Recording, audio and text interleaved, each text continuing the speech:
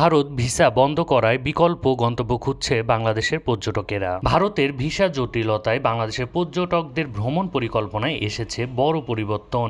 এখন পছন্দের তালিকায় জায়গা করে নিচ্ছে মালয়েশিয়া, থাইল্যান্ড এবং মালদ্বীপের মতো দেশ। বাংলাদেশি পর্যটকদের কাছে ভারত সবসময় জনপ্রিয় গন্তব্য। সহজ ভ্রমণ ব্যবস্থা এবং সুলভ চিকিৎসার জন্য ভারত ছিল সবার কাছে প্রথম পছন্দ। তবে ভারতের সাধারণ ভিসা বন্ধ থাকায় বদলেছে এই চিত্র। জুলাই বিপ্লবের পর থেকে ভারতীয় ভিসা প্রাপ্তি কঠিন হয়, অনেকে খুঁজছে নতুন গন্তব্য।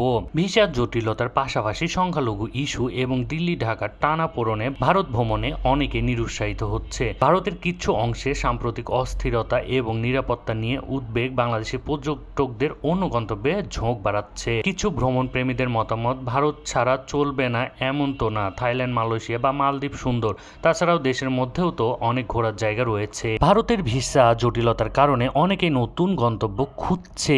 আপনি কোন গন্তব্যকে পছন্দ করছেন অবশ্যই কমেন্ট করে জানাবেন এবং আমাদের চ্যানেলটিকে সাবস্ক্রাইব করে আমাদের সঙ্গে থাকবেন।